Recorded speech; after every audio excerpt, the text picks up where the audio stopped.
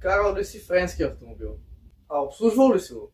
Макар след мен да има Citroen, аз съм бивш собственик на Peugeot. А по-тъжното не е, че съм бивш собственик на Peugeot, а че съм бивш механик. Пуснах добре платената си работа, за да може вие да проследите пълния процес по възстановяване на един стар и изгнил френски автомобил. Това е първият епизод, в който започваме да възстановяваме Citroen зад мен. И тайно вие, докато не гледахте, аз разглобих част от седалките. Но вие може да се наследите на останалата част.